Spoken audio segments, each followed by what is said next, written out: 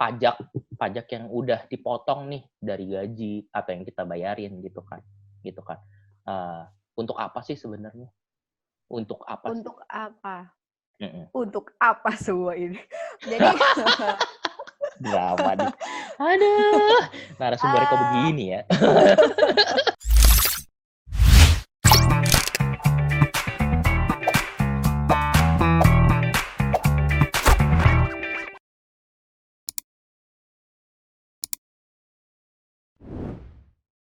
Hari ini teman-teman kita kan ngomongin soal pajak. Ini gue undang Theo dulu, ada Theo di sini. Halo, bisa dengar gue Boleh, gak, Teh? bisa. Oh, oke. Udah oke ya, berarti ya? Harusnya. Oh, gitu. Oke, kan kayak yang kita ngobrolin, hari ini kan kita akan ngomongin nih soal pajak, ya kan? Hmm, hmm. Ya kan? Pajak itu kan dulu, gue inget berapa tahun yang lalu tuh hal yang tabu ya buat lu ya? Nggak sampai tabu banget, cuman apa ya? Apa Teh ngomongnya? Cuek, bingung. Buat gua itu bukan sesuatu yang jelas, karena Mhm, satu, gua tidak pernah mendapatkan edukasi mhm, yang tepat tentang pajak ini. As in, eh, lebih ke kenapa kita harus lapor pajak, gitu. Gue cukup oke. mengerti bahwa pajak itu adalah sumber uang yang untuk membangun negara kita. Gue sangat mengerti itu.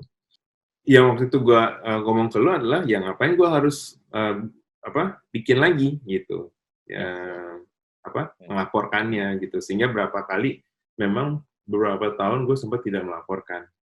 Oke. But then berapa tahun setelahnya, ya tentunya setelah ngobrol sama Anas, ngobrol sama lu lagi, ngobrol sama Abi gitu, dijelaskan bahwa emang proses itu adalah proses yang dilakukan oleh semua orang katanya gitu. Di luar negeri pun juga kayak gitu. Jadi sampai sekarang gue masih belum melihat esensinya dari melaporkan pajak tersebut gitu ya. Kita sebagai karyawan kenapa sih harus lapor pajak? Toh sudah dibayar juga gitu. Terus nanti kalau tiba-tiba Hmm, ada kurang bayar misalkan kayak gitu, itu yes. kenapa kayak gitu. Oke, nih, ada satu orang, ini teman kita juga, gitu kan. Kita akan tanya-tanya dia nih soal soal hal inilah. Pengalaman dia udah cukup lah, gitu. Udah cukup, ya. Jadi, ya mungkin ini kan hal basic nih yang kita ngomongin untuk yang kali ini nih, untuk kali ini. Mungkin yang ke depannya akan lebih, cuman gue nggak tahu deh, kita akan ngomongin apa, belum belum gue pikirin. Tapi kan ini hal-hal basic nih yang akan kita omongin, tentang pajak ini, gitu kan. Jadi mungkin kita invite aja ya orangnya ya. Ini orangnya cukup menarik, pengalamannya udah cukup banyak, udah dua udah 2 KAP besar lah yang, konsultan besar lah yang dia join. Ini buat lo, ini kejutannya lah buat lo.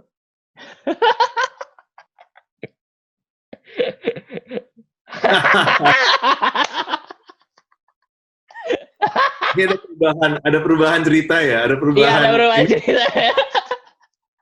kenapa kalian sama-sama merah? Nggak tahu, ini nggak janjian, sumpah, nggak janjian. Kejadian gitu. dan gue sudah mau ganti baju tapi dibilang tidak boleh, jadi ya sudah. Ya, Teh, ini lu tahu Angie kan dari dulu, ya kan? Saya Pengalamannya begitu udah Dari dulu. saya cuma tahu namanya saja dan nama Oh, pesohornya. wow. Ya, Wow. Kayak pahlawan dong ya gua. aku cuma tahu tidak kenal. Anjir. Jadi si Angie akan menjadi narasumber kita, Teh, untuk yang sekarang ini. Jadi ceritanya Angie expertise-nya nih sekarang, gitu kan. Wow. Iya kan? Iya dong, gila lu. Angie tuh udah di 2 konsultan yang berbeda, udah nanganin, secara finance dan secara pajak juga, terus sekarang akhirnya fokus ke pajak, ya kan, Angie? Itu kan, Ya, bener ya? betul. Fokus ke Betul, pajak, betul. even sekarang udah senior manager di salah satu provider, sempat di consulting juga Angie ya? Yang Ya, dekat rumah lu betul. ya? Dekat rumah gua. Deket Ya, rumah bareng lu teman gitu kan. kita. Kalau ada yang tahu rumahnya Angie di mana, nah lu tau lah Nah, consultingnya iya apa betul. mungkin. Terus jadi gini, kenapa gue mau ngomongin topik ini, soal pajak ini, karena gue inget banget yang tadi gue ngobrol sama Theo pertama, Theo tuh dulu bukan orang yang bukan apa ya, bukan yang nggak mau bayar pajak ya tadi lu ngomong ya. Cuman mempertanyakan lah soal pajak ini. Kenapa gue harus ngelaporin lagi sih? Intinya gitu sih sebenarnya. Gitu kan. Kenapa gue harus ngelaporin lagi gitu kan. Nah, gini, pertanyaan awal Sinji, kok dari gue ya, gitu kan, sebagai bidang yang lu geluti sekarang ya. Ji, kalau menurut lu sendiri pajak itu apa sih? Dan siapa sih yang harus bayar pajak tuh siapa gitu sebenarnya? Oke.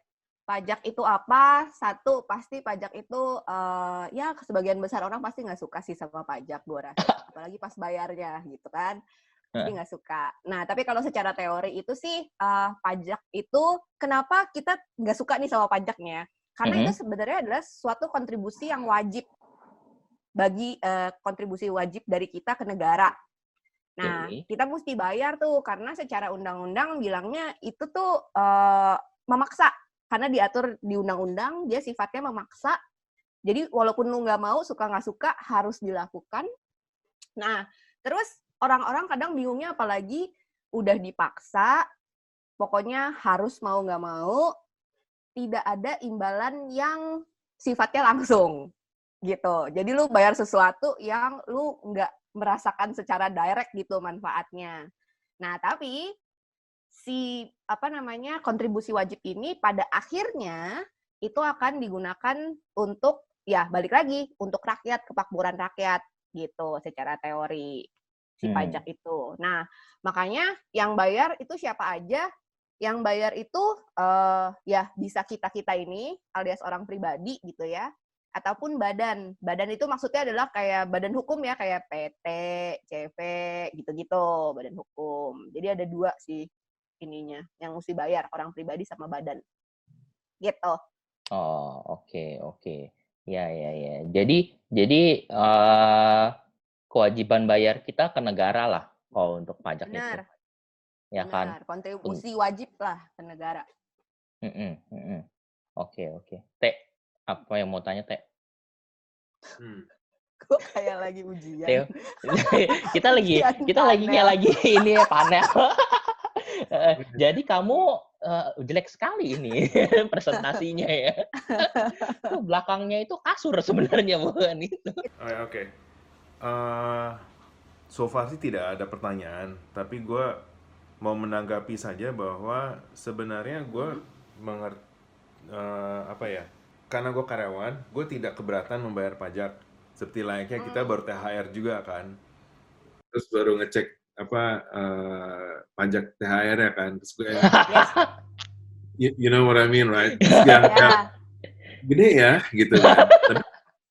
Ini yang leads to my concern dulu sebelumnya, bahwa kan lu udah ngambil pajaknya nih dari THR ini begitu, dan sudah lu ambil dari gue gitu, kenapa juga harus lu laporin ya?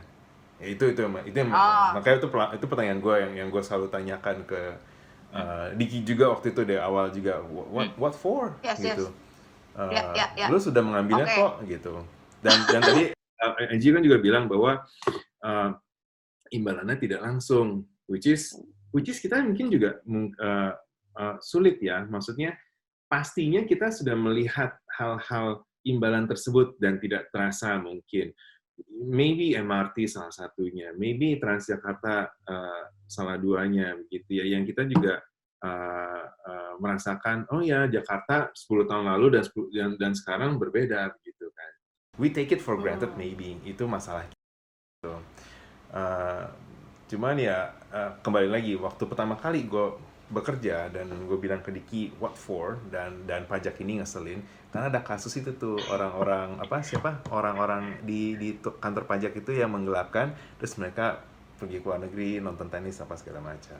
Ya, true. Ya. Jadi kenapa Ji? Pertanyaan Theo, kenapa sih gue udah dipotong perusahaan? Gue dipotong tempat gue bekerja lah, bukan perusahaan doang.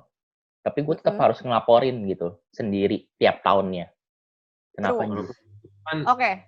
Gitu kan. Ya.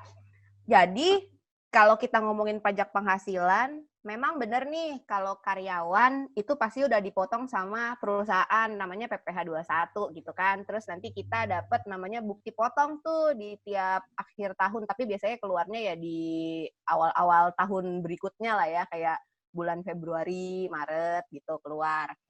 Yang namanya 1721 A1 lah gitu ya. Dipotong. Nah, Oke. yes, bukti potong. Nah, memang benar kalau untuk karyawan pasti tuh udah sama persis lah yang dipotong sama perusahaan sama yang kita laporkan di SPT orang pribadinya kita gitu. Alias nanti pas kita masukin akhirnya nihil gitu ya. Nah, tapi itu kalau karyawan. Nah, kalau kasusnya adalah karyawan ini selain dapat gaji tapi ternyata dia juga punya usaha gitu yang lain. Nah, kalau udah kayak gitu, usaha kita yang lain itu kan nggak ada yang motong sebenarnya kan. Itu kita perlu laporin sendiri pajaknya. That's why si SPT itu kan berlaku untuk semuanya. Dia nggak pandang dulu nih, lu karyawan doang kah, lu punya usaha yang lain kah, gitu kan. Semuanya tetap perlu melaporkan kembali, gitu. Untuk menjaring semua penghasilan yang mungkin terjadi lah, yang mungkin didapatkan oleh orang tersebut. Jadi kan kalau di SPT orang pribadi kita itu, kita pasti tiap tahun disuruh ngisi ada kolom aset sama utangnya kita kan tuh. Yep. Nah, sebenarnya mereka tuh mau lihat antara kenaikan aset dan utang lo dibandingkan dengan income lo, itu tuh sebenarnya make sense atau enggak sih? Misalnya kenaikan aset lo dalam 1 tahun ada 1 M gitu ya. Tapi padahal penghasilan yang lo laporkan cuman 500 juta misalnya. Nah, itu kan ada something yang missing gitu ya. Ada loh, gimana caranya aset lu bertambah sampai 1 M tapi penghasilan lu cuma 500 juta. Nah, itu akan jadi pertanyaan mereka juga tuh. Right. Kenapa bisa begitu? Jadi sih, kenapa mesti dilakukan kembali? Karena, ya itu, kalau gue sih ngeliatnya itu untuk menjaring semua kemungkinan penghasilan yang didapatkan oleh seseorang. Baik dia pegawai doang ataupun pegawai yang punya usaha lainnya atau benar-benar pengusaha lah gitu yang usaha doang wira swasta gitu. Gue tambahin yang kebanyakan orang nggak melaporkan, ya nggak? Iya. Kebanyakan balik lagi ya, maksud gue pajak itu adalah sesuatu yang lu pasti berberat hati gitu keluarin duit untuk sesuatu yang imbal baliknya nggak langsung kan buat lo. Jadi ya begitulah ya.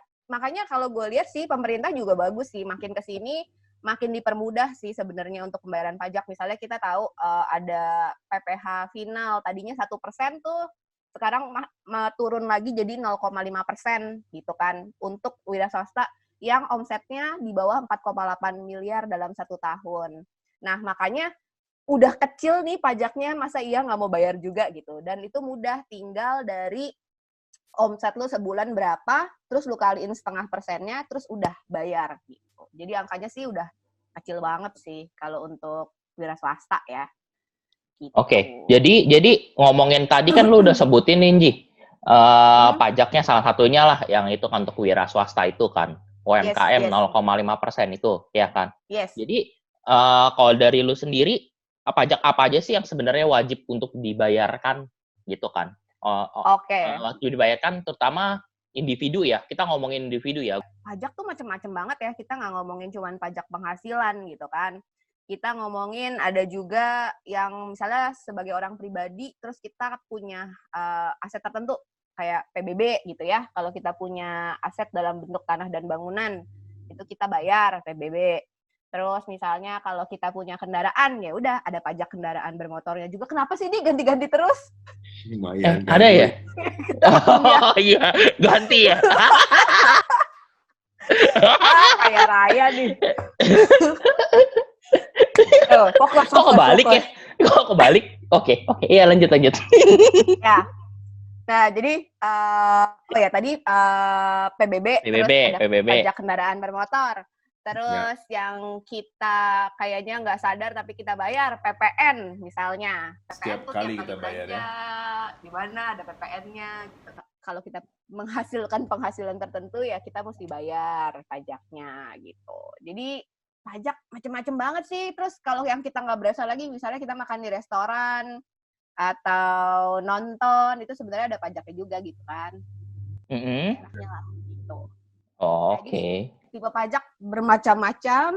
Kalau gue sih jujur gue maksudnya bukan paling ngerti, cuman maksudnya yang digeluti adalah ya pajak penghasilan gitu kan, sama PPN, pokoknya ya banyak kan, tapi buat badan, balik lagi karena saya masih karyawan ya, saya dibayar untuk itu. Jadi semuanya kita tuh sebenarnya uang pokoknya, semua uang yang gue bilang itu Teh. Kamu pindah kenapa Diki? Uang pokoknya. Anyway, apakah pajak ini adalah sumber satu-satunya masukan negara? Tentu tidak. Tentu tidak. Tapi memang harus dibilang pajak ini masih yang paling besar sih, penghasilan utama negara kita masih adalah pajak.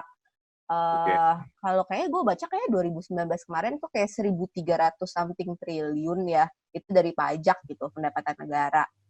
Nah, sisa-sisanya ya negara juga dapat penghasilan dari ya itu ya, kayak minyak, penjualan minyak gitu-gitu minyak sih. Tanah, maksud lo. Ya minyak yang Anyway. bumi. Terus yang pajak-pajak itu dia 1.900 T ya tadi ya di 2019. Kurang lebih. Kurang lebih. 300 T itu kurang lebih. Itu sudah semuanya ya. Unlimited. Widih, luar biasa. Bayar nih Diki nih kayaknya. Ini apa sih? Oh, itu kelihatannya tadi ya?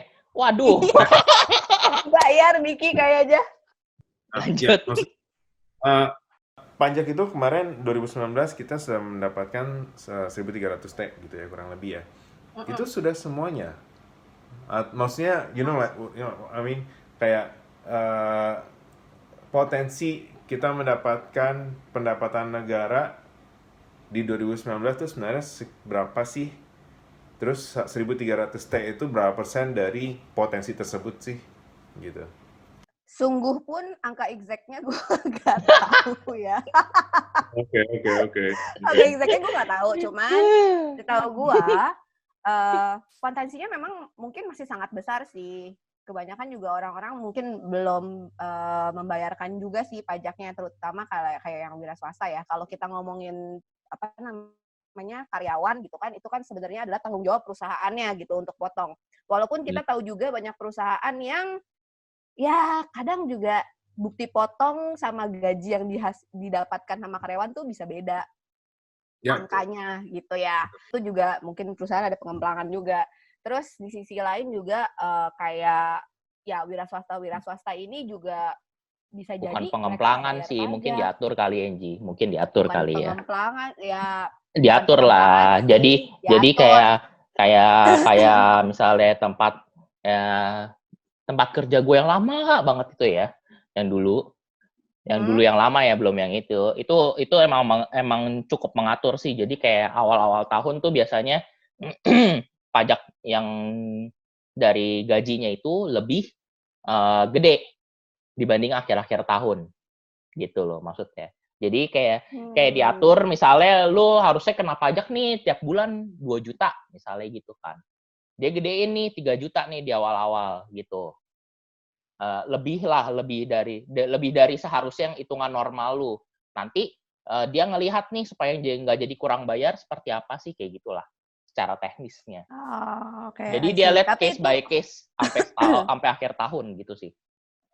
Itu one case Dik, cuman emang ada juga yang benar-benar beda aja gitu. Beda aja.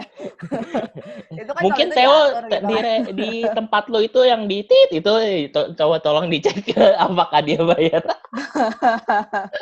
Sebenarnya sih menurut gua kalau sampai perusahaannya kasih bukti potong nggak sesuai sama penghasilan lo, sebenarnya karyawannya yang dirugikan sih.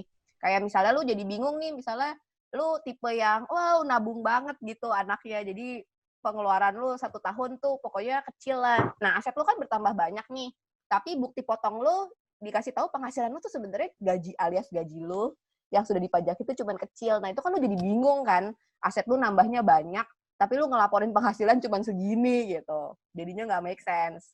Jadi menurut gua sebagai karyawan pun apa ya, ada baiknya juga sih kalau lu mempertanyakan sih kalau bukti potong yang keluar nggak sama dengan sebenarnya penghasilan. Jadi ya kayak yang lu tadi tanya, Tay. Sebenarnya lu berhak mempertanyakan sebenarnya. Kalau lu kan tiap bulan kan terima gaji yang dipotong pajak. Kalau gaji lu nggak gross up ya istilahnya itulah gitu kan, ada net, ada gross up lah intinya gitu kan. Kalau gaji lu net dan lu dipotong pajak, ya kan, sebenarnya lu berhak mempertanyakan ke ini lo HRD atau bagian pajak lu lah gitu kan. Pajak gue berapa sih bulan ini gitu kan. Cara ngitungnya gimana? Itu berhak sebenarnya. Karena kan perusahaan itu nggak membayarkan, nggak diambil lah uangnya, itu kan dibayarin lagi ke negara gitu loh maksudnya. Jadi ya itu sih sebenarnya yang mau di highlight. Nah, Ji, ngomongin yang tadi tuh, yang pajak itu, jadi pajak itu dari mana aja sih, Ji? Maksudnya dari mana aja? Pajak itu ditentukan dari mana aja gitu loh yang kita bayar. Pajak Contohnya lah, sumber-sumber pajak itu individu ya, gue ngomongin individu ya pokoknya ya. Yang tadi lu udah sempet sebutin sih. Pajak itu ditentukannya dari mana sih? Gue harus bayar pajak tuh gue ngeliatnya dari mana gitu loh sebenarnya. Gini, teman. Jangan deket-deket ya? Gede. Oh ya, kesel. Kesel banget. Kalau pajak tuh sebenarnya ya lu bisa tahu berdasarkan namanya sih, kayak pajak penghasilan, yaitu adalah pajak atas penghasilan lo gitu kan. Nah, jadi kalau ngomongin pajak penghasilan ya balik lagi, penghasilan lo bisa berasal dari gaji lo gitu kan sebagai karyawan, atau misalnya lo misalnya lu punya aset kayak tanah dan bangunan terus lu sewakan. Nah, itu kan juga lu dapat penghasilan kan. Nah, atas itu pun ada pajaknya. Tetap namanya pajak penghasilan juga, tapi pasalnya berbeda gitu. Terus misalnya ngomongin lagi penghasilan lagi ya, penghasilan misalnya, nah balik lagi kayak lu misalnya wira swasta gitu ya, lu dagang atau something, itu kan lu punya omset, punya income, nah itu juga pajak penghasilan. Tapi ini kita ngomongin yang 0,5% final itu.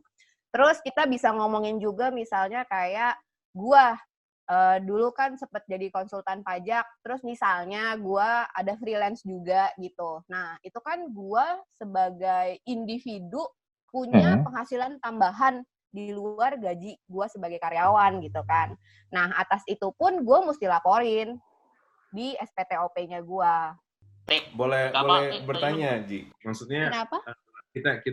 Kita coba ambil contohkan pekerjaannya pekerjaan bebas ya, kemudian dia dibayar gitu. Nah, pembayarannya itu kan bisa jadi ada yang tertulis, asin, ada kayak kalau kita belanja ada bondnya, ada resipnya gitu. Tapi karena ini adalah pekerjaan bebas, ada yang tidak, begitu kan ya? Yes, true. Nah itu bagaimana kondisinya kalau kayak gitu? Apakah itu benar-benar hanya hati nurani saja yang bekerja atau you know what I mean, right? Iya. Kejujuran. Oke. Jadi gini, pajak kita itu kan asasnya itu sebenarnya self assess.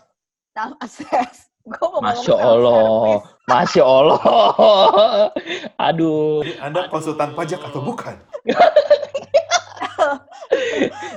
Nih jadi orang dirjen pajak nih, Theodor lagi nih. Jadi itu pemeran iklannya nanti, dia iklan dirjen pajak Theodor. Tapi kan itu kan sebenarnya self assess ya kan. Jadi sebenarnya lu hitung sendiri, lu bayar sendiri, lu laporin sendiri. Nah, tapi karena memang manusia tuh punya kemungkinan berbohong gitu kan ya. Itu kan nature. Maksud gue itu nature lah. Lu ada kesempatan bisa aja lu ambil gitu kan, lu berbohong gitu. Nah, makanya di pajak sendiri itu, di DJP sendiri, ada yang namanya penelitian ataupun pemeriksaan pajak. Itu adalah ya sistem lah ya yang digunakan oleh pajak sendiri untuk mengecek apakah selama ini Anda melaporkan yang sudah sebenarnya dan sejujurnya gitu. Nah, tapi balik lagi, nggak semua orang tuh dicekin sama DJP tiap tahunnya gitu. Hanya yang ya balik lagi ya, mereka mungkin punya sistem tertentu untuk memilih nih siapa yang harus mereka cek gitu. Nah, balik lagi tadi pertanyaannya Theo. Kalau seandainya ada penerimaan yang mungkin nggak dipotong gitu ya, nggak dipotong, terus nggak ada agreement-nya, nggak kelihatan apa-apa. Nah, agreement tuh apa anjing? Agreement nggak semuanya bisa bahasa Inggris. Ya pokoknya nggak ada perjanjiannya lah ya, ya kayak pokoknya lu dibayar aja gitu. Nah, balik lagi, tools yang bisa dipakai macam-macam. Satu, si orang pajak bisa ngecek sebenarnya analisis kenaikan net asset lu dibanding penghasilan masuk atau enggak gitu ya. Yang kedua, mereka melakukan penelitian atau pemeriksaan. Nah, kalau udah arahnya ke sini, itu tuh sebenarnya mereka bisa minta, maksudnya kalau udah ngomongin pemeriksaan ya, mereka bisa minta dokumen macam-macam sih ke kita. Misalnya mereka sampai saat ini sih bisa juga ngecekin kayak rekening korannya kita, alias apa namanya? Rekening bank. Yes, rekening bank gitu. Nah, dari situ kan bisa kelihatan ya, ada arus masuk uang, arus keluar gitu-gitu. Nah, dari situ tuh dia bisa ngecek sebenarnya ada nggak sih kayak arus uang yang nih kayaknya berlebihan nih, ini datangnya dari mana ya? Gitu. Itu mereka juga bisa ngecek ke sana sih. Nah, tapi balik lagi, itu kalau memang ini ya, maksudnya untuk orang-orang tertentu, menurut gue juga mungkin DJP nggak akan wasting their effort untuk WP yang terlalu kecil juga sih. Kayak kita-kita gitu kan mungkin masih Iya. Jadi mereka juga fokusnya mungkin ke WP-WP yang cukup besar sih. Gitu. WP itu wajib pajak ya anyway ya, wajib pajak maksudnya. Iya, wajib pajak, wajib pajak. Tadi gue sempat berpikir, WP. Working paper. Working paper. Enggak, bukan. Bukan. Gitu. Jadi kalau dari yang itu lo, kalau misalnya sampai orang pajak atau kantor pajak itu memeriksa, gitu kan, berarti ada sanksi dong, Ji. Yang betul, mungkin kalau misalnya itu, ya kan. Sanksi yang paling umum tuh biasanya apa sih kalau individu? Sanksi yang paling umum untuk individu itu adalah ada pajak yang kita kurang bayarkan. Nah, kalau ada pajak yang kita kurang bayarkan itu, sanksinya adalah 2% dari pajak yang kita kurang bayarkan itu 2%-nya per bulan tapi. Jadi dia akan jalan terus tuh. Tapi dia ada maksimumnya itu adalah 24 bulan alias 2 tahun. Kalau diperiksa gitu kan. Yes. Jadi sanksinya tuh ya paling besar adalah 48% sih dari si kurang bayar itu. 24 bulan dikali 2%, jadi 48%. Dulu berarti tapi ada sanksi juga yang lain kayak misalnya mungkin telat lapor kali ya. Kan biasanya kan orang-orang kan lapornya telat nih atau apa gitu kan. Gitu kan. Nah, kalau telat lapor itu kita ngomongin misalnya ya yang paling recent kan kemarin adalah SPT orang pribadi gitu ya. Sebagai orang pribadi kita kan kemarin mestinya Maret tuh, akhir Maret, cuman karena situasinya lagi seperti ini, ada COVID-19, jadi kan dia mundurin sampai di tanggal 30 April, ya kan? Nah, kalau orang pribadi ini melaporkan lebih dari 30 April, itu kan akan dianggap telat lapor. Nah, kalau atas telat lapor SPT ini, sanksinya adalah Rp100.000. Cing-cing. Nah, Rp100.000 ini juga nggak berlaku akumulasi yang kayak tadi 2% per bulan. Ini pokoknya once lo telat sehari, setahun, 2 tahun, 3 tahun, 4 tahun, 5 tahun, itu pokoknya 100.000 aja. Gitu. Oke. Dulu Theo tuh nggak ngelaporin pajak loh. Kena sanksi nggak, Teh? Enggak ya, nggak pernah keluar kan SPP-nya? Nggak pernah. Yes. Ya, jadi balik lagi, sanksinya itu baru kita bisa bayarkan ketika STP alias surat tagihan pajaknya itu keluar.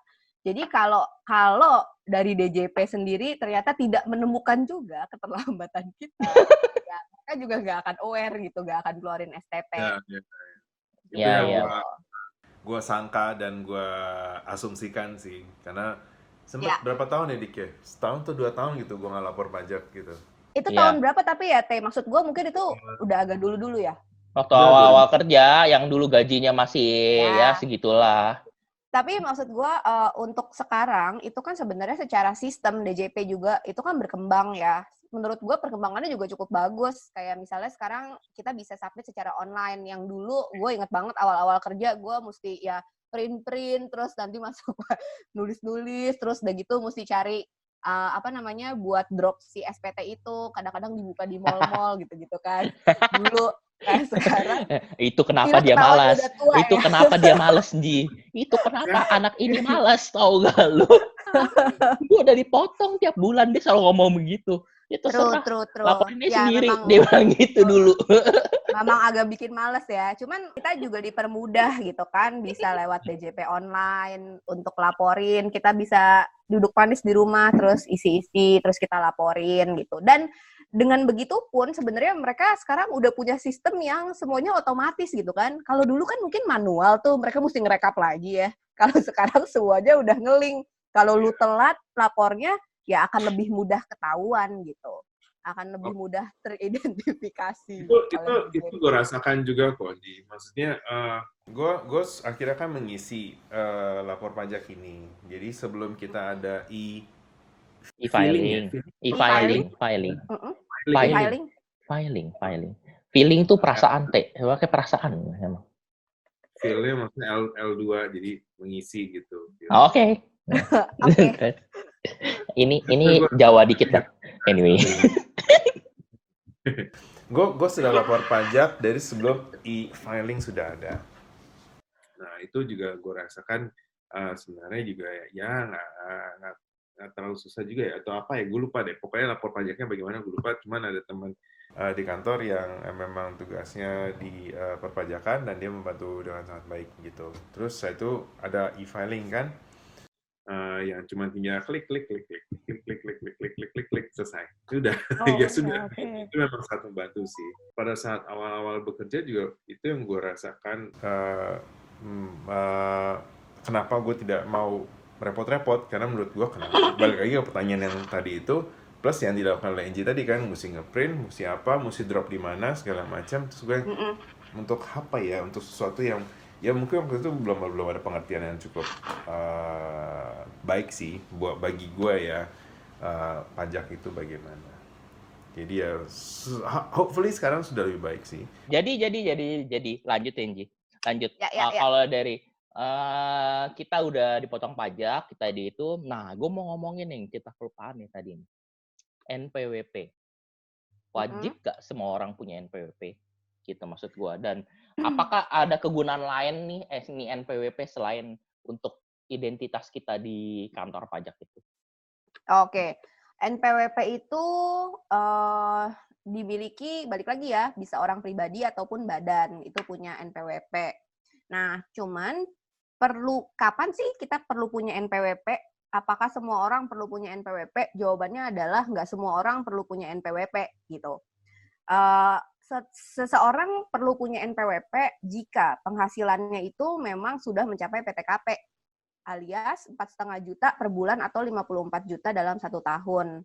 Itu dia jadi wajib punya NPWP. Nah, tapi balik lagi dilihat juga sebenarnya usianya. Ada usia tertentu di mana dia belum perlu punya NPWP. Misalnya anak kecil terus tapi dia udah jadi artis YouTube gitu ya, umur 5 tahun atau 6 tahun atau 7 tahun. Nah, itu kalau secara peraturan dia nggak perlu punya NPWP, tapi orang tuanya yang wajib melaporkan penghasilan dari anak tersebut. Jadi dia masih nebeng ke NPWP orang tuanya. Karena biasanya nih kalau kita ke kantor pajak, yang diminta pertama adalah KTP. Gitu, untuk bikin NPWP. Jadi kalau emang kita belum di usia punya KTP, kayaknya sih akan disarankan NPWP-nya digabung ke orang tua gitu. Oke. Nah, terus tambahan lagi, kalau sebagai wanita itu terutama yang udah married gitu ya, itu sebenarnya kita nggak wajib punya NPWP sendiri, kita bisa ikut NPWP suami. Jadi sebenarnya ya itu, kalau sebagai istri kita kalau waktu belum married, maksudnya dari sebelum married udah punya NPWP masing-masing, ya itu bebas ya mau terusin pakai NPWP itu atau digabung. Tetapi kalau waktu kita udah married, terus waktu married itu si istri belum punya NPWP, nah itu bisa menjadi pilihan juga tuh. Ya udah, istrinya nggak perlu bikin NPWP, tapi ikut aja NPWP suami gitu. Oh gitu. Kegunaan NPWP itu apa sih, Ji? Selain identitas NPWP. pajak, ada yang lain nggak ya? Kok gue nggak kepikiran nih? Apa lagi? Sebagai identitas pajak, iya. Nah, NPWP itu sendiri, kalau sekarang kan kayaknya makin gencar ya. Kalau kita mau beli kayak apa ya? Mobil. Kayak misalnya buka mobil enggak ditanya. ya? Mobil ditanya. Kadang-kadang ditanya. Terus kadang kalau kita mau buka bank account, itu sekarang kan udah diminta tuh foto NPWP gitu kan. Oke, selain untuk identitas diri, sebenarnya punya NPWP itu sendiri akan membuat kita mendapatkan rate pajak yang normal. Misal, kalau kita udah kerja, terus kita nggak punya NPWP, terus penghasilan kita udah di atas 4,5 juta dalam 1 bulan. Itu kan berarti kan kita sebenarnya ada pajak yang terutang kan. Nah, kalau seandainya kita ngotot, saya tidak mau bikin NPWP. Oke, kata perusahaan, boleh, tapi pajak yang dipotong akan 20% lebih tinggi. Ini kita kalau ngomongin sebagai karyawan gitu ya, dipotong 20% lebih tinggi. Ataupun kayak pekerjaan bebas, misalnya kayak konsultan gue ya, PPh 21, terus gue kerjain buat perusahaan, nah itu dia nanti akan motong gue juga 20% lebih tinggi kalau gue nggak punya NPWP. Terus ini mungkin gue ngomongin sedikit misalnya lagi ya, kita punya aset misalnya mobil gitu ya. Mobil, terus mobil kita ada banyak. Ini kayaknya mengada-ngada. Wow, Ria. Satu aja mahal bayar STNK sekarang ya. Misalnya, terus kita nyewain mobil-mobil ini misalnya ke perusahaan gitu ya, perusahaan. Nah, si perusahaan ini itu akan motong PPh 23 sebenarnya kan dari kita. Nah, untuk PPh 23 sendiri, itu kenaikannya nggak cuma 20%, tapi kenaikannya adalah 100%. Which is jadi pajaknya 2 kali lipat dari yang seharusnya. Gitu. Jadi, NPWP kalau nggak punya NPWP gitu maksudnya? Yes, kalau nggak punya NPWP. Oh iya, 2% jadi 4% ya, kalau nggak salah ya? Ya, 100% naiknya kalau untuk PPh, si PPh 23 itu. Oh gitu. Nah, jadi NPWP membuat pajak kita jadi normal lah. Tapi penting lah ya jadinya ya. Penting sih menurut gua, apalagi kalau penghasilan kita emang udah di layer yang kena pajak ya. Jadi penting, kalau enggak ya itu tiap tahun akan bayarnya jadi lebih tinggi sih. Ya, jadi bahkan tiap kali dapat penghasilan lah. Jadi untuk teman-teman kayak yang pekerjaannya kan mungkin nggak semuanya kan kerja sama orang gitu kan ya. Mungkin pekerjaannya tuh yang freelancer gitu kan. Yang bagi mereka itu sebenarnya NPWP itu penting juga kan, karena banyak kegunaannya gitu kan. Setahu gue juga sekarang yang tadi Angie sebutin, hampir semuanya tuh minta NPWP sekarang. Ya, untuk hal yang simple mungkin gitu kan. Yang kayak buka rekening bank, apalagi buka yang sampai buka deposito atau buka beli emas atau beli apa gitu kan, kebanyakan sebagian besar itu lu ke notaris pun lu mau beli rumah atau mau itu mereka tetap harus ada NPWP-nya, benar. Betul, harus ada NPWP-nya gitu. Jadi kegunaannya mungkin enggak kalian nggak ngelihat kayak misalnya SIM untuk mengemudi gitu kan, atau KTP ya memang harus punya gitu kan, ya hampir sama mirip-mirip KTP lah, karena sekarang NPWP sama KTP itu biasanya gabung ya yang diminta, biasanya udah langsung jadi satu lah intinya kayak gitu si NPWP ini. Jadi jangan hilang kali ya NPWP-nya, meskipun NPWP gue udah jelek sih, ya udahlah. Itu kan bisa diminta ini lagi, Dik, minta di print ulang aja, minta baru iya, ke KPP manapun bisa. Tapi KPP-nya masih KPP yang di sono. Nah, iya, yang jauh. Itu bisa ke KPP manapun, Dik. Oh gitu? Iya, bisa ke KPP manapun. Minta aja print ulang NPWP. Bisa. Cing, informasi baru. Kok gue nggak tahu yang ini ya? Karena gue males. Bisa kok. Nah, NPWP lu masih ada kan, Teh? Nggak lu hilang kan kartunya kan? Iya, tapi udah buluk sama kayak lu. Iya. Jadi bisa print ulang, Teh, kata Enji. Betul, bisa print ulang di KPP terdekat. Ya, tapi habis masuk ke APPK terdekat tuh tanya, "Lu udah bayar pajak apa belum?" Kagak. Langsung dicek. Oh, enggak. Kagak. Kalau buat gua sih semua kartu dan identitas dan apapun itu kartu-kartu yang lainnya juga biasa gue foto sih, terus gue taruh di HP itunya, dokumentasinya gitu. Jadi sekarang kan Tapi semua itu juga ya. udah di situ kan. Kalau butuh apa-apa kan bisa tinggal cuman either di WhatsApp atau di email, terus nanti di print di sebelah sana gitu kan. Jadi gua rasa itu juga nggak terlalu perlu sampai banget kita bawa selalu kartu itu. Kecuali kalau SIM sama KTP ya. Kalau NPWP selalu biasanya gue ini doang. Iya, betul. Setuju. Kenapa ya masukan ya buat pihak-pihak terkait itu buat digital aja lah NPWP-nya. Lebih enak nyimpennya dibandingin lu ngeprint kartu gitu. Susah. Balik Nah, lagi sih, Dik. Maksud apa? gue, kalau mau semuanya secara digital ya, mungkin kalau kita udah nggak ada kesulitan, tapi kalau untuk kayak di pelosok-pelosok tertentu yang internet masih agak sulit gitu-gitu ya, mungkin digital juga agak sulit juga ya untuk diterapkan gitu. Iya, tapi kan yang company gue yang sekarang kan itu sampai pelosok ya sebenarnya ya. Ya. Sebenarnya ya. Cuman mungkin kita nggak aware ya. Cuman menurut gua orang-orang yang di luar Pulau Jawa ini gitu kan sebenarnya itu mau loh, dan mereka tahu loh harus ya internet dan itu gitu kan yang lebih memudahkan. Cuman yang belum itu gimana kita apa ya,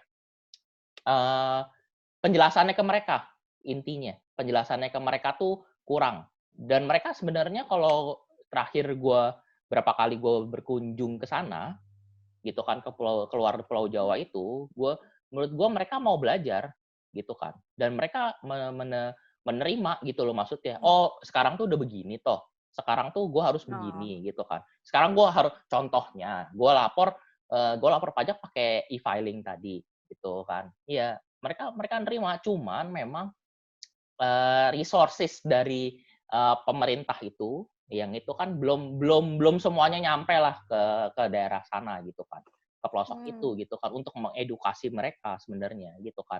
Ini caranya begini loh. Menurut gue adalah saat yang paling tepat sih momentumnya dengan adanya COVID ini. Kita semuanya kan melakukan aktivitas dengan teknologi jadinya kan. Yes. Kita ngobrol aja nggak bisa ketemu. Kita harus via online meeting gini kan. Sehingga kan harusnya introduksi teknologi ini lagi dalam masa yang sangat percepatan sekali sekarang gitu. Nah, seharusnya sih sekarang adalah momentum yang baik untuk mereka melakukannya sih. Oke. Terakhir Ji, dari lu. Jadi yang kita tekanin, yang tadi Theo juga udah ngomong gitu kan waktu awal gitu kan, pajak yang udah dipotong nih dari gaji atau yang kita bayarin gitu kan. Untuk apa sih sebenarnya? Untuk apa? Untuk apa semua ini? Jadi drama nih. Aduh, narasumber kok begini ya. Jadi untuk apa? Ya balik lagi, secara pengertian pajak tadi sendiri kan, pajak itu digunakan untuk sebesar-besarnya kemakmuran rakyat gitu kan. Jadi si pajak ini ya fungsinya untuk membiayai APBN kita gitu. Jadi balik lagi sih, larinya kan proyek-proyek pemerintah ini kan untuk kesejahteraan rakyat gitu. Misalnya ya itu tadi ya yang kayak Theo udah sebutkan, ada pembangunan misalnya kayak MRT, terus kayak fasilitas sarana prasarana publik kayak misalnya transportasi si busway itu. Terus misalnya kayak kita lihat di eranya Pak Jokowi misalnya pembangunan jalan tol luar biasa gitu kan. Jalan tol luar biasa itu juga kan budgetnya dari APBN dan itu dibiayai oleh yaitu penghasilan dari pajak. Lu minggir dulu. Iya. Ya kelihatan. Ya. Oke. Luar biasa ya. Tanya-tanya sebenarnya sih bisa loh ke kering pajak itu. Kalau ada, nih harusnya saya motongnya berapa ya, atau saya kena pajaknya berapa, itu bisa tanya clearing pajak sebenarnya. 1.500, 200. Kalau mau lebih jelas Kiranya lagi, dari karena mungkin sibuk teleponnya, bisa hubungi Maria Angela. di nomor ini. Don't worry. Pasti ada yang perlu. Pasti, saya jamin pasti ada yang perlu. Anjir. Hubungin Maria Angela. Ya, jadi intinya adalah si pajak yang kita bayarkan itu pasti sebenarnya akan balik lagi sih untuk pasti kita rasain sih maksudnya manfaatnya.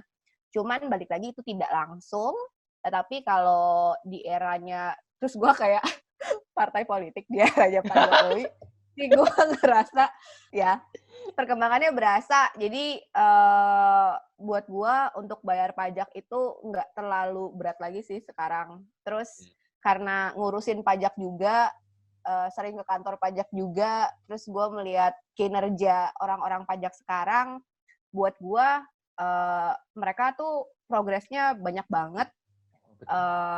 Udah hampir nggak ada kayak apa sogokan atau uang bawah tangan gitu-gitu tuh, mereka bener-bener udah clean lah ya.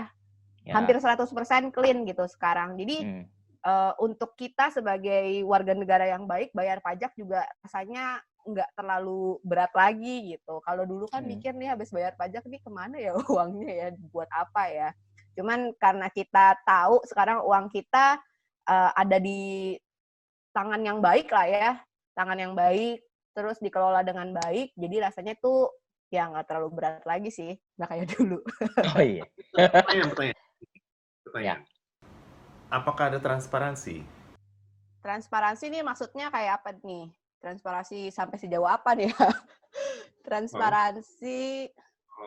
Kalau dari tanggapannya lu ngomong begitu kan berarti memang ada level of transparency yang bisa didapatkan oleh kita ya. Let's say buat gua lah gitu. Kalau misalkan situsnya pajak gitu, mungkin mereka memberitahukan penerimaan pajak mereka berapa dalam satu bulan, kemudian alokasinya kemana saja gitu. Tapi mungkin dari pajak kan cuma bisa itu doang gitu kan. Mungkin dia bilang, oke, gue kasih sekian gue kasih ke science misalkan. Terus si science nanti di science juga ada transparansi juga. Oke, gue terima dari pajak sekian, gue akan gunakan untuk misalkan pembuatan vaksin COVID sekian gitu, sehingga bisa mungkin selesai dalam waktu sekian gitu. Oke, itu mungkin tentunya tidak ada kayak gitu kan. So what I'm asking is just apakah ada transparansi dan sejauh mana transparansinya gitu. Balik lagi ya, kalau secara transparansi itu kayaknya, maksudnya gue juga kurang tahu nih Teh, karena kan itu kan sebenarnya internalnya mereka kan gitu kan, pelaporan dan kawan-kawannya gitu. Gue cuman bisa ngomong kenapa gue merasakan ini lebih clean mungkin dari pengalaman pribadi ya. Ketika dulu lu ngobrol sama orang pajak nih, pastinya kan maksudnya mungkin ada temuan atau apa dalam pemeriksaan, terus ada temuan, terus ternyata kurang bayar sekian.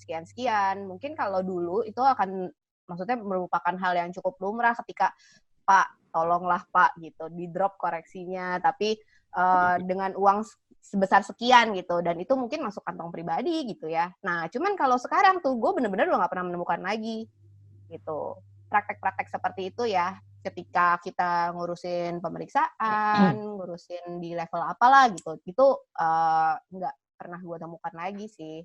Secara pribadi ya, gue nggak tahu ya, pastinya ada KPP yang gue nggak pernah datang juga gitu kan. Balik lagi, tiap-tiap KPP mungkin beda. Cuman gue ngomong dari pengalaman pribadi gue, di beberapa KPP, gue udah merasakan hal itu gitu. Iya. Oke. Gue bantu jawab, Teh. Jadi kalau misalnya level transparansi itu sebenarnya itu udah dilakukan gitu. Jadi gue nggak tahu tiap berapa lama, tapi misalnya habis Juni nih biasanya, ya kan? Habis Juni mereka akan konferensi pers Teh biasanya. Mereka akan kasih tahu nih penerimaan pajak gue itu berapa sih sampai bulan tersebut. Dan dari target itu kurang berapa. Orang pajak akan biasanya, si dirjen pajak itu akan konferensi pers biasanya. Dan mungkin untuk buka, karena dulu gue konsultan dan NG itu pasti dapat tuh biasanya tuh yang kayak presentasinya atau apanya gitu kan. Ini level penerimaan negara tuh udah berapa, gue kurang berapa, targetnya tuh apa yang mau dilakukan. Itu ada sebenarnya sudah dilakukan sama mereka. Dan kebanyakan dapetnya dari mana itu udah kelihatan tuh di situ. Gitu kan. Tapi abis itu kan dari setelah mereka nerima itu akan kemana gitu kan, dialokasikannya kemana, kan yang transparansi itu kan yang lu tanya gitu kan. Itu biasanya si Ibu Kemenq yang lakuin. Itu biasanya dia ada kayak gua nggak tahu sampai konferensi pers atau ada siaran pers di websitenya dia gitu kan. Itu dia biasanya memang memberitahu gitu loh, nggak sampai transparan banget. Ya gue tahu nggak akan sampai ini duit segini ke sini, duit sini enggak. Tapi itu akan masuk di APBN sebenarnya yang dilakukan. Biasanya habis si pajak ini ngasih tahu nih penerimaannya, nggak lama tuh biasanya si Ibu Kemenq itu akan melakukan itu gitu.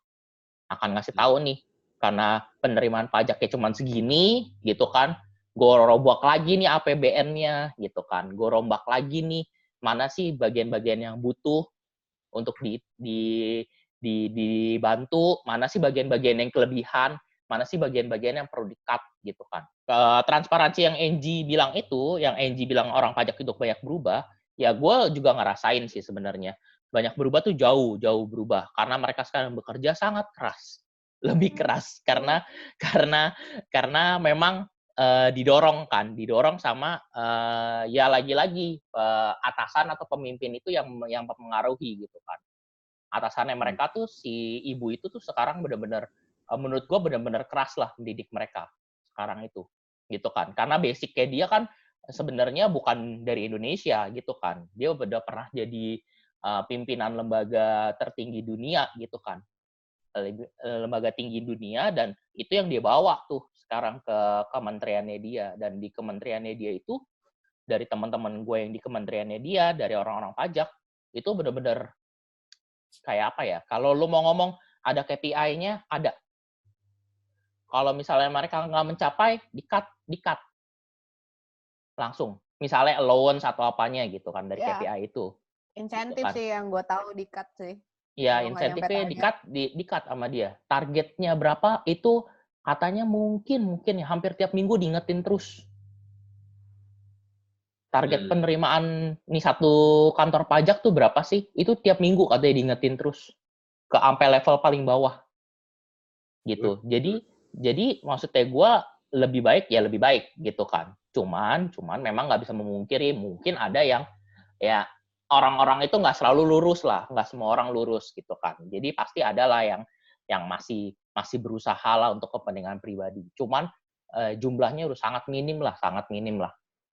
Menurut gue yang kayak yang dibilang tadi mungkin nggak nyampe 5% lah sekarang.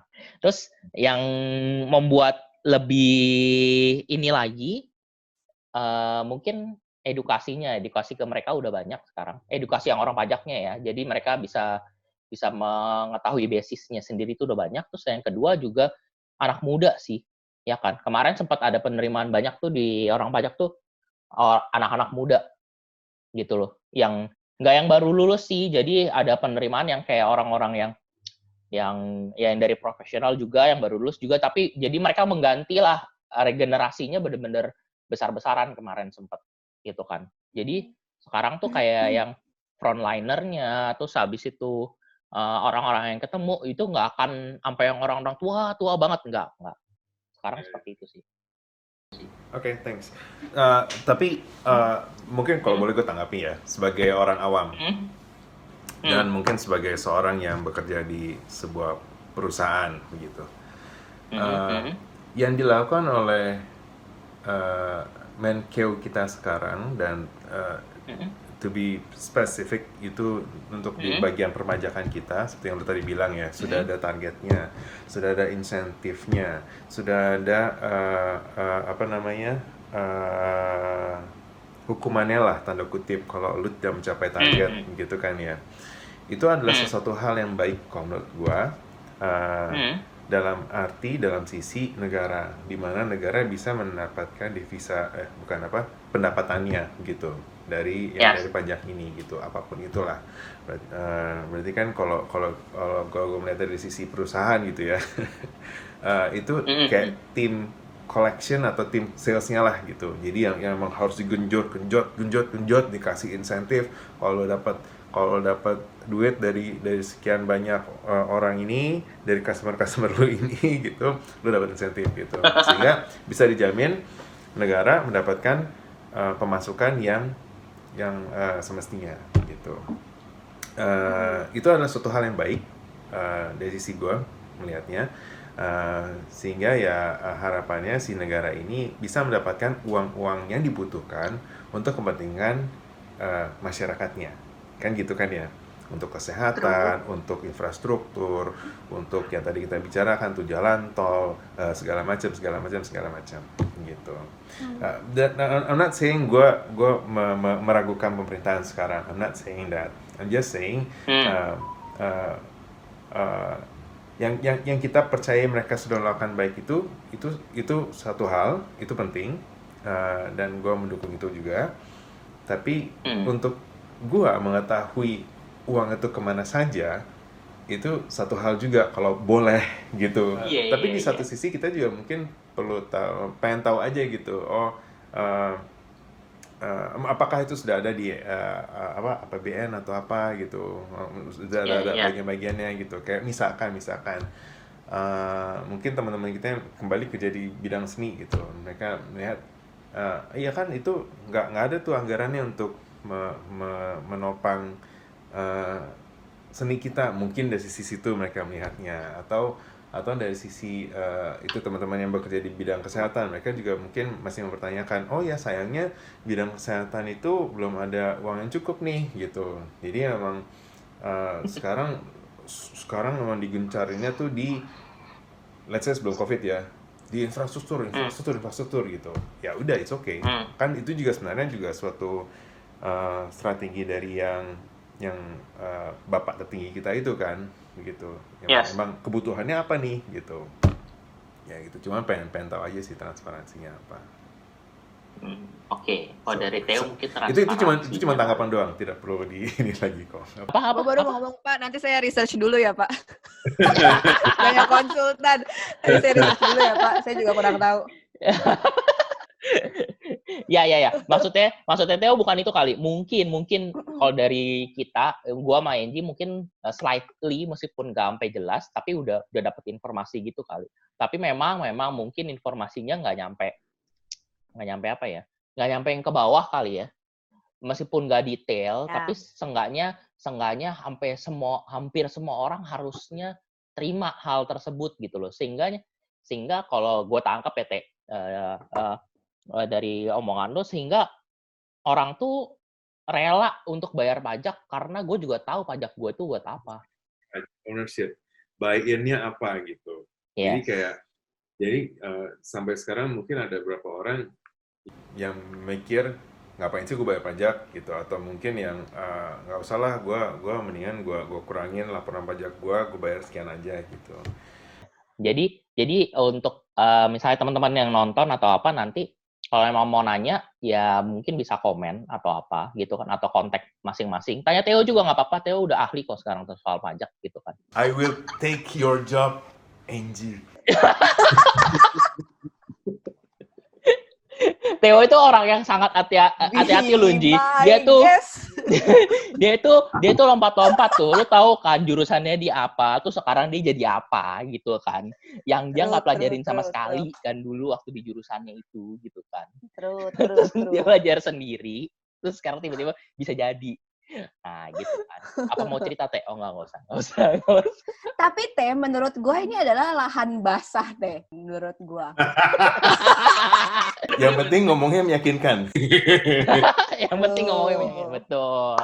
Betul. Lu promo dulu tuh, di belakang lu ada apa tuh, Bdik? Promo dulu tuh, ada DJP online apa tuh? DJP online. Jadi DJP online itu juga makin fungsinya makin banyak sih. Kayak kalau yang kita tahu sekarang kan pemerintah memberikan insentif perpajakan gitu kan. Kayak yang tadi yang PPh final 0,5% itu bisa nggak perlu bayar. untuk masa April sampai September gitu kan. Nah, itu pelaporan dan kawan-kawannya udah bisa langsung dilakukan di DJP online. Even untuk surat untuk surat kayak SKB-nya gitu ya, surat keterangan bebasnya, itu juga bisa di-request di DJP online. Jadi semuanya sekarang serba online sih kalau untuk pajak, jadi lebih mudah juga sih untuk para wajib pajak. Ya, tuh. Ya kan? Ya, tuh. jadi di KSWP ini nih. Biasanya gue ngeliat kecenderungan gue sama Angie itu biasanya tanya-tanya hanya di bulan-bulan mau ngelaporin pajak pribadi. Baru mulai panik semuanya. Ini gue ada begini nih, gue ada begitu nih gitu, atau keluar peraturan baru yang mempengaruhi semua orang. Contohnya dulu apa ya, sempat ya tax amnesty, betul. Tax amnesty atau ya amnesty lah Inji, paling banyak pertanyaan ya. Karena kan banyak tanah-tanah atau harta-harta yang nggak dilaporin ya. Terus cara ngelaporinnya kayak gimana gitu kan, maksudnya kan.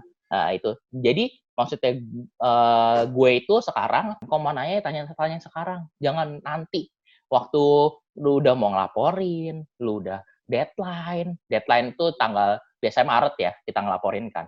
Nah Maret bener. Ya 2 minggu sebelumnya atau 3 minggu sebelumnya baru gembar-gembor, woi ini gimana cara ngelaporinnya, ini gue punya gue punya tanah di sini gitu. Ya maksudnya gue kalau emang ada pertanyaan atau itu ya kalian bisa komen atau hubungin gue lah, kalian tahu lah, atau Angie gitu kan, atau mungkin teman-temannya Theo, saudara-saudaranya Theo gitu kan, ya kan. Ya jadi ya maksudnya yang sekarang ini kita ngelakuin ini kan untuk bukan sosialisasi sih, maksudnya untuk ngasih tahu lah. Edukasi biar lebih ada ownership-nya dari masing-masing dari kita untuk bayar pajak kan, bedanya itu. Maksudnya gitu ya. Oke. Betul. Ada yang lo mau omongin lagi, ada yang mau tanya sama Angie, mumpung nih, gila lo narasumbernya udah puluhan tahun nih tempat orang pajak lo, gila. Gila, tua banget gua. Gila lo. Dia udah bekerja di bidang pajak tuh udah 5 tahun. Berapa? Lebih lah kalau 5 tahun. Oh, lebih. Lebih lah. Jualnya agak lebay dikit dong. Dia sudah 20 tahun melalang buana kemana-mana sih. Coy, 20 tahun dia masih SMA. Masih dia SMP. 20 tahun. Oh, SMP ya, oke. SMP. Oh, kan tapi dulu SMA nomor 1, masuk koran dia. Yang dulu dia nyombongin ke gua, sebel banget gua itu, inget banget gua. Gua nomor 1 Jakarta katanya sih gua. Tapi kok gua nggak pernah lihat ya korannya ya. Gua ada lo yang nunjukin ke gua ya, gua gampar lo. Beneran lo yang nyombongin ke gua ya waktu lu dapet masuk koran itu dan ada nama lu. Inget banget gua sampai sekarang.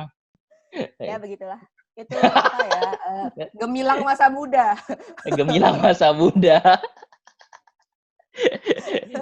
gitu.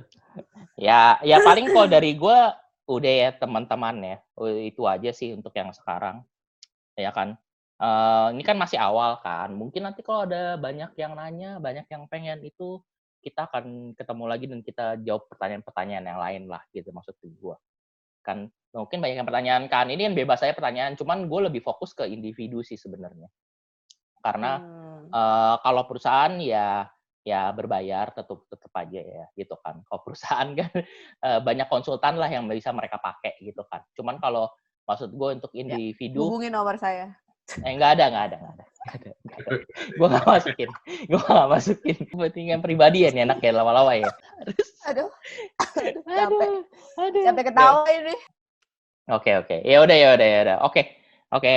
Thank you ya teman-teman. Thank you Theo, thank you Angie udah ngobrol-ngobrol sekarang gitu kan. Bagi teman-teman yang mau nanya gitu kan, mau nanya bisa komen atau bisa hubungin kita masing-masing gitu kan. Ke Theo juga nggak apa-apa. Mungkin Theo nggak akan jawab langsung pertanyaan kalian, tapi dia akan menghubungi gua atau Angie lagi gitu kan.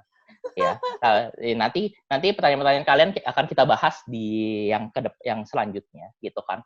Mudah-mudahan ini tujuannya sih untuk lebih nggak mengenalkan pajak sih, untuk membuat orang-orang lebih aware sih soal hal ini gitu kan. Kenapa gue memilih konten ini, karena ya emang salah satu bidang yang gue gelutin sekarang dan menurut gue masih sangat rendah pengetahuan tentang pajak, dan nggak segitunya menurut gue pemerintah kita cuma ngomong lu harus bayar pajak gitu kan, lu harus bayar pajak tapi lu nggak dikasih tahu gitu kan, pajak lu tuh untuk apa, nggak segitu detailnya gitu kan.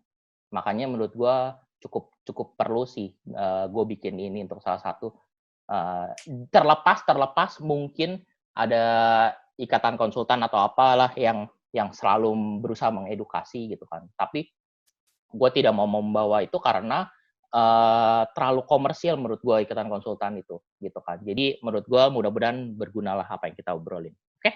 Ya. Oke. Ya. Oke. Thank you ya. Okay. Thank you Inji. Bye.